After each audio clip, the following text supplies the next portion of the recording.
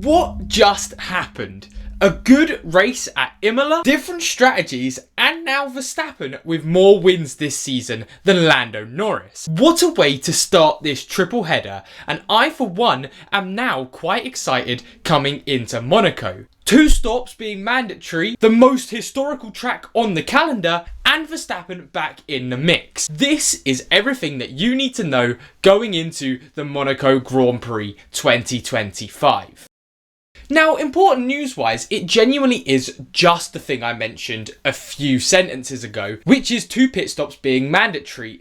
Now, why is this big news? Well, first of all, normally Monaco's slap bang, everyone doing the same strategies, no one can overtake, the cars are too big, there's not enough of tyre delta. Basically, Monaco, there's no overtakes. But now, of course, it still might not work out, and because it's still Monaco, it's still going to be on the lower end of potential overtakes. However, if we get back markers potentially pitting on the first lap, or anyone going for audacious different strategies, or people starting on at least just different tyre compounds, it opens up a lot of strategy talk. And at least, hey, if there's not much action going on, then there's at least going to be a lot of strategy calls and pit stops that either cock up or do absolutely brilliantly. It really does add that element of surprise to the race. And yes, it's not going to make it the best race of all time just like that. However, it's a very good start to bringing back Monaco to being one of the best races on the grid. However, news-wise, that is about it. Now, the stats for the Monaco Grand Prix, like I mentioned, it is literally the pinnacle of motorsport. It is F1 in a nutshell, and you're going to see that with the most wins straight away. It is Ayrton Senna, a driver track, and on driver tracks like this that are historical, you knew it was going to be him. Ayrton Senna, one of the greats of the sport, has won here 6 times in his career. But looking to the current grid right now, Lewis Hamilton leads the way with 3. So very much potentially he's looking for, well, I mean, Ferrari, I think that's just a podium right now, or maybe just a top 5, because yes, the race pace look good in Imola. However, they've got to sort out their qualifying. Then moving on to the most pole positions, and it is again Ayrton Senna, one of the best qualifiers ever in F1. We saw in Imola, he had the most pole positions there as well, and he's got the most in Monaco with 5 again. And then to get to the current grid, we have to go back to 3 pole positions, which would be Charles Leclerc. And this is another name I'm really excited about because yes, Ferrari, like I mentioned, aren't as good as what they were in 2024 coming to this stage. However, Leclerc brilliance, he broke the curse finally in the Monaco Grand Prix for 2024, winning at his home Grand Prix. It was absolutely brilliant scenes. So I'm really hoping that we can get another masterclass from maybe not a Ferrari, but maybe the likes of Verstappen, who's also good round here. I mean, not for the top 3 or top 5, but potentially Fernando Alonso. If he could qualify in the top 10, then that's definitely his first points of the season, which he has basically been gagging for, and he's just been so unlucky not to get it yet. And then on overtakes, last season, like I mentioned, it wasn't the best. We only had 4 overtakes. You just couldn't get past anyone. The cars are too big and everyone was doing the exact same strategies. So hopefully, like I mentioned, with these pit stops being mandatory, all tyre compounds being used, and then being the softer compounds that we had in Imola, which was causing a few issues, but good issues. I'm really excited to see how it pans out. But now heading into the important session information, Monaco, it is a normal Grand Prix weekend. So what does that mean? We have 3 practice sessions, 2 on the Friday, 1 in the morning of the Saturday, with qualifying at 4 o'clock track time, and then the race starting at 3 o'clock on Sunday. So as per usual, I always mention this, but if you want to have a look at how they're setting up the cars, that would be FP1, FP2 is normally for quali sims, and FP3 is normally for race sims. And then of course we all know what qualifying and the race do on the Saturday and Sunday.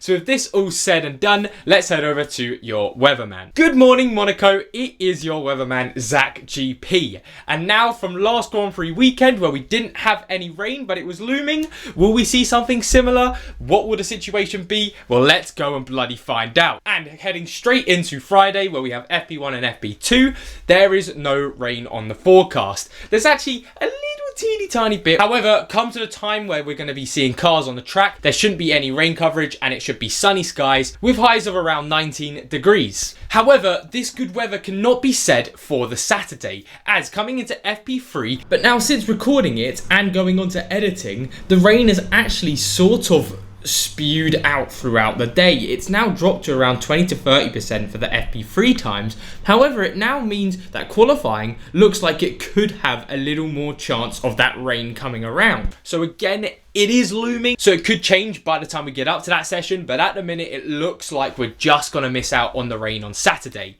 And then on Sunday, it looks like there's going to be no issues at all, with it being sunny again with around 20 degrees being the highest and no rain on the forecast. But that is the weather for every day of the Monaco Grand Prix. Let's see if it changes, but for now, it looks like another dry weekend. Back to you in the studio. Thank you very much, Weatherman. And now it is that part of the video where we take a step back from looking ahead into the Monaco Grand Prix and we look back at last Grand Prix weekend's drama with my top 5 rundown of everything that happened at the Imola Grand Prix. And coming in at number 5, we have to talk about Aston Martin's disaster class. Now, coming into the race, it very much looked like it was going to be a 2-stop strategy. And with the Aston Martins qualifying extremely well with both of them in the top 10, Alonso 5th and Stroll 8th, they wanted to play it safe and they pitted with the likes of Piastri, Leclerc, Sainz, all of the above, hoping that this would then give them enough of a tyre advantage to then re-overtake everyone before they made their pit stops. However, it then actually came around that a lot of people weren't coming in and they were going to try the 1-stop, and they were not any faster than any of these drivers, meaning they were trundling now in the mid-teens of the positions, and it completely ruined their races. Then a virtual safety car came out, not at the time they needed. Everyone got a free pit stop bar them. Then a safety car came out and that saved them a little bit, with Alonso being able to recover to 11th, but Stroll doing Stroll things because he knew I had him in F1 Fantasy, decided, you know what, I'm going to get stuck behind Lawson on old hard tyres compared to my new mediums. So after such a promising Saturday, it still ends with Aston Martin failure. Then coming in at number 4, we have Colapinto's first race not being fantastic. Qualifying, he had a crash. Not ideal considering I don't think Alpine need that second driver crashing. Very much starting the way he ended with Williams. And then he ended the race in 16th. It wasn't one to remember. However, realistically, Alpine didn't look incredibly fast this weekend. So hopefully, if Monaco looks a little bit better, Colapinto can bounce back. Then coming in at number 3, and I have to talk about car issues. Esteban Ocon and Antonelli both didn't crash out of the race, but they actually had just issues with their car, meaning they had to DNF from the race. Now, the reason I bring this up at number 3 is because it completely cocked up my F1 Fantasy. Thank you so much, because I went for Mercedes over Red Bull, and not taking a -10 for Ocon. Still a little bit salty about that. However, that now means it's back-to-back races where we've seen multiple just cars giving up throughout the race. We saw Bortoletto and Behrman in Miami, and then we saw Ocon and Antonelli in Imola. Will Monaco be the same? Only time will tell. But coming in at number 2, I have to talk about Ferrari's comeback. In qualifying, it looked like they were nowhere. They got knocked out in 11th and 12th position. It looked like it was going to be one weekend to forget, especially as a home Grand Prix. It was not looking good.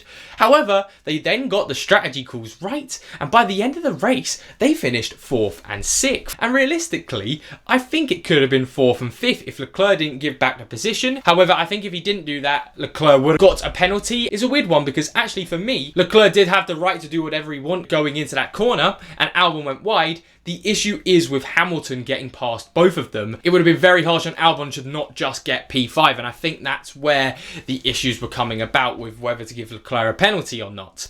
And then finally, coming in at number 1, we have Verstappen's, first of all, lap 1 overtake on Piastri. That has to be one of the best overtakes we've seen at the start of a Grand Prix this season so far, and then he resulted in winning the race. And my God, it looked smooth sailing throughout the entire race.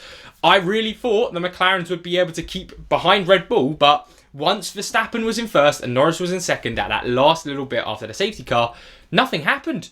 Their gap pretty much stayed the same. Verstappen is back in this championship fight. Was he ever really gone? I don't think so.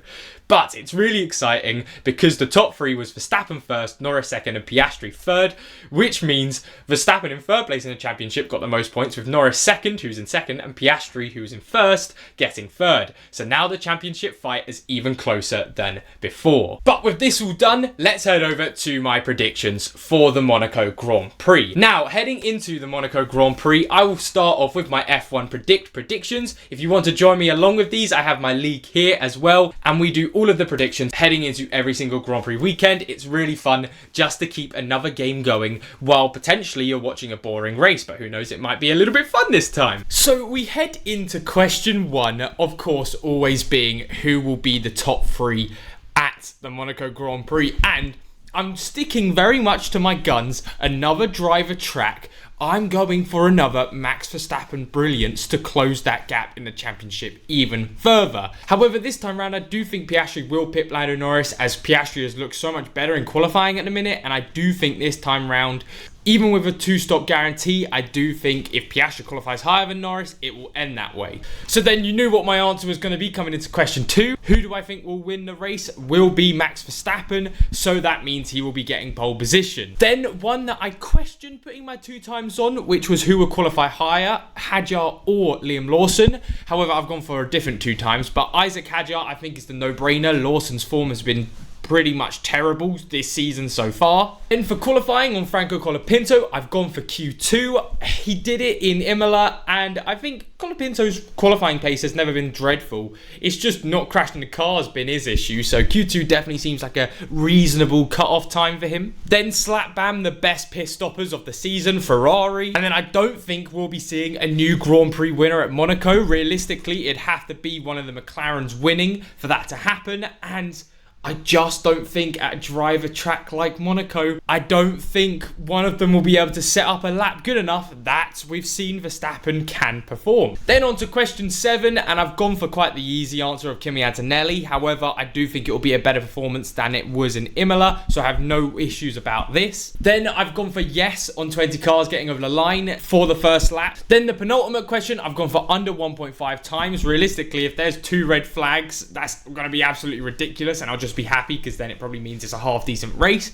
And then into the final question, this is why I times 2'd it. It's not because I fully believe in the Racing Bulls or Aston Martin over one or the other. It's just Aston Martin right now have a 4-point gap, and Racing Bulls would have to come 8 for above. With the likes of Fernando Alonso, probably my best feeling for him to get points this season, not scoring any points as well. So I just don't think Racing Bulls are going to get that points threshold just yet. So I'm very confident on that. But those are my F1 predictions. Let's head over to my forfeit. So for the forfeit prediction, I've gone for something quite a little bit different this weekend. And it is the fact that last weekend, I went for something quite easy, just Ferrari not getting a DNF, DSQ or penalty to their name. Considering what happened in Miami, it made sense. However, this time round, I want to go with if we do not see a McLaren winner.